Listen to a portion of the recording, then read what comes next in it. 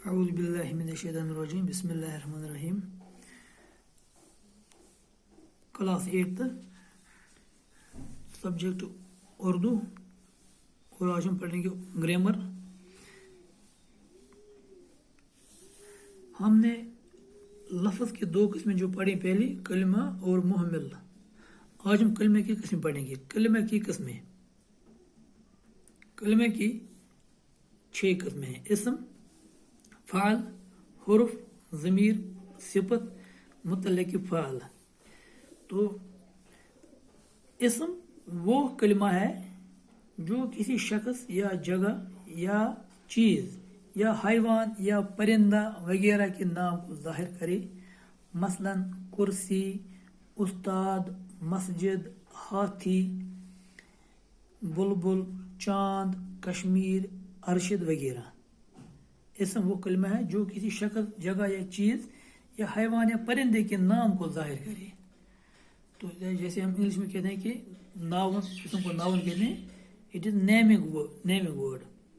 کسی چیز کا نام، چاہے وہ چیز انسان ہو یا حیوان ہو، کوئی چیز ہو، کوئی پرندہ ہو یا کوئی حیوان ہو، تو ان چیزوں کے نام جو ہم لیتے ہیں تو ہم ان ناموں کو کہتے ہیں، وہ اسم کہلاتے ہیں.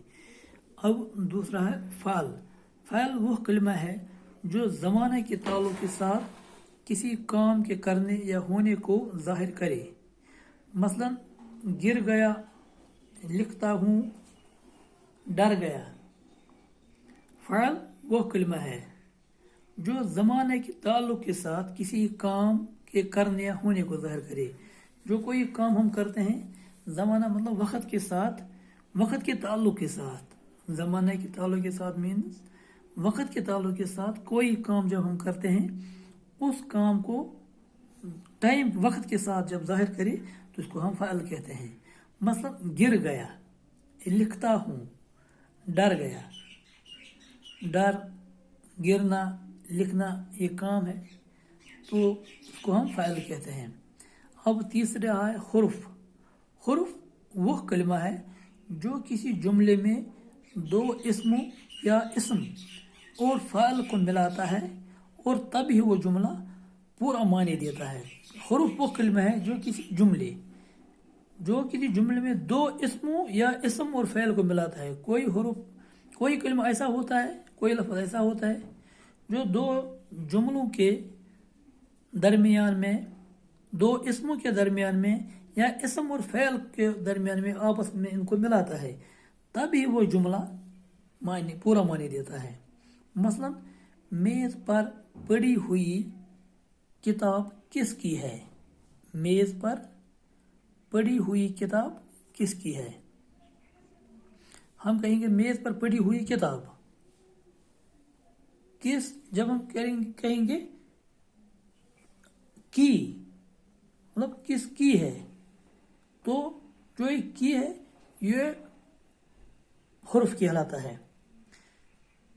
اس جملے میں پر اور کی حرف ہیں. پر اور کی حرف ہیں. میز پر پڑی ہوئی کتاب کس کی ہے؟ میز پر پڑی ہوئی، جو کتاب پڑی ہوئی ہے میز پر ہے، تو جو پر اور کی ہے یہ حرف کہلاتا ہے. اسی طرح ضمیر. ضمیر وہ کلمہ ہے جو کسی اسم کے بدلے استعمال کیا جائے، جسے انگلش میں کہتے ہیں پروناؤن. ضمیر وہ کلمہ ہے جو کسی اسم کے بدلے استعمال کیا جائے. ہم مثلا عابد حسین میرا بھائی ہے. عابد حسین میرا بھائی ہے. اب ہم عابد نام نہیں لکھیں گے، عابد کے بدلے لکھیں گے وہ 8ویں جماعت میں پڑھتا ہے. اس جملے میں وہ اس میں ضمیر ہے، یعنی ہم نے اب عابد حسین کے بدلے وہ لکھا، یعنی وہ یعنی عابد حسین. تو یہ وہ جو ہے یہ اس میں ضمیر ہے کیونکہ یہ لفظ عابد حسین کے بدلے استعمال ہوا ہے. تو یہ کلمے کی جو 6 قسم میں سے ہم نے 4 پڑھی ہیں: اسم، فاعل، حرف اور ضمیر. السلام علیکم.